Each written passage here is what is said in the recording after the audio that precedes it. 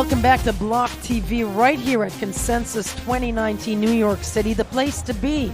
If you're into blockchain, if you're pushing crypto, and especially on this amazing rally of a week that is just keeps on going. Sitting here right now with Sergej Kotliar. He's Bitrefill CEO, and just a little bit of an explainer. Bitrefill makes it possible for people around the world to live on cryptocurrencies with mobile top-ups, right? In over 160 countries, and vouchers for travel, including Airbnb gift cards, video games, restaurants, and in many, many cases, one can say that this is one of the perfect use cases for cryptocurrencies. Now, in a recent interview with Max Kaiser, you said that trading Bitcoin is cool, but everyone should be excited about what they should be excited about is the electronic money, and that's what you try to make as a reality. Break that down for me. Well, I mean, I think, and especially in times like this when people are staring at the number that's going up, it's easy to forget, what got us all excited about this stuff, and it was never the excitement that this thing is going to go up. Everybody at some point had this click in their head where we picture a world in which money moves on the internet in ways that the internet works according to, right? Sort of principles of openness, that anybody can use it, automation and so on. The revolution of right, yeah. with full privacy and user control, all of those things. That was the dream.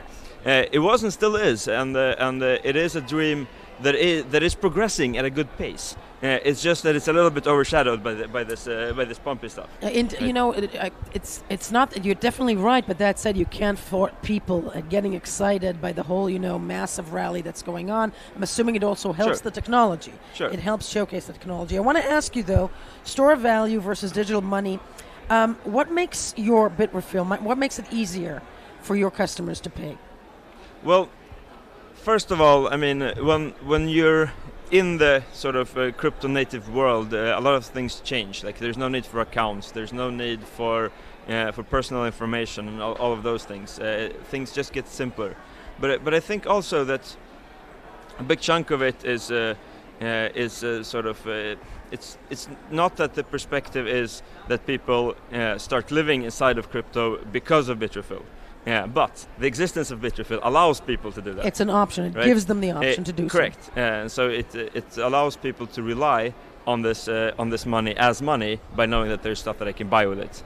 And so in that sense, I think we fill a very important role in this community, even though there is a large chunk of people that hold Bitcoins only for investment purposes, and they are thus outside of our addressable market for now.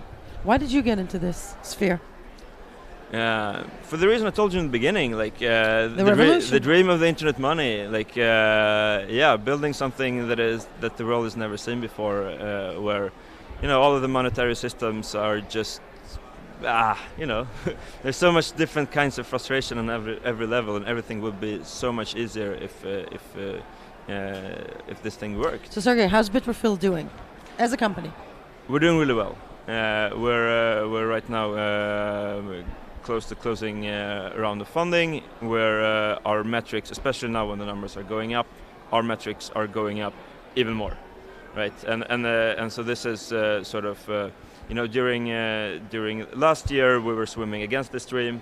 We still managed to grow like factor 3 or 4. In spite of the bad year that was for everyone. But this year we're swimming with the stream, and obviously everything is a lot easier. Right. And the problems start getting to like keeping up with the demand, making sure that we don't run out of these gift cards and so on, right? Which is becoming a bit of an issue. But scaling problems are champagne problems, so it's like we open a bottle, we toast, and then we sort of heads down and deal with it. So. And what we're seeing is this that people who are in the sort of seeing Bitcoin as an investment category, well, when Bitcoin goes up, suddenly they move into, I have some coins that I might spend, right? And so we see in our traffic that there's more people that are buying stuff, they're buying more stuff, and they're buying bigger stuff. Right. So you're planning a vacation with the family. You know what? Maybe you buy an extra big hotel voucher and get a nicer room, right? Because you can afford it. You can. So there, it is like this type of dynamic absolutely exists. You definitely see that in the clients. Let me ask you about, there was some chatter this week that eBay may announce that it's taking eBay, that it's going to get cryptos as, start receiving cryptos. Is that a danger for Bitrefill? Is that competition? Here's the thing about, first of all, I very strongly doubt it. We've heard things like this so many times before.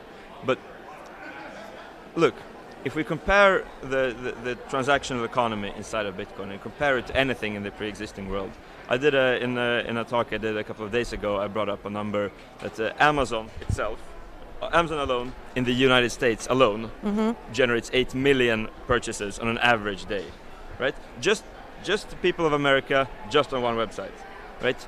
And so if the Bitcoin economy was anywhere near that in terms of transactional use, we would see like on that order of magnitude number of transactions just from Bitcoiners to Amazon, and that's not reality. And so we're several orders of magnitude away, and for that reason, it doesn't make sense for these companies to seriously look at this stuff. Yeah, this is why we have sort of the edge right now, is that we fill the gap by using gift card systems and voucher codes and so on. It allows us to enable all of this benefit to the customers without sort of bugging the big companies about something that's a fraction of a percentage of their traffic. Because why would you be bothered about a payment method that's a fraction of a percent, right?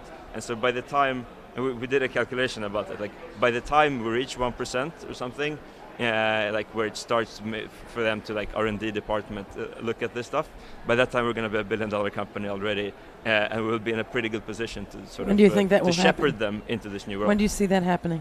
You becoming a $1 billion company? A couple of years. Okay. Not even that far away. Again, think of by most estimates, there's tens of millions of people that are owners of some type of cryptocurrency. The fraction of those who actively transact is also low single-digit %, right?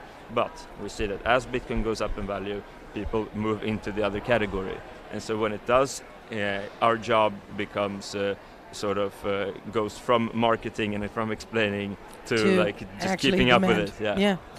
Sergej Kotliar, this is fascinating. You gave me your the last question, which was, where do you see yourself in a few years? Okay, let's finally ask you, Consensus 2019. What do you think of this convention?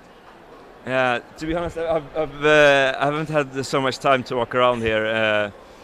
Mostly been doing meetings and so on.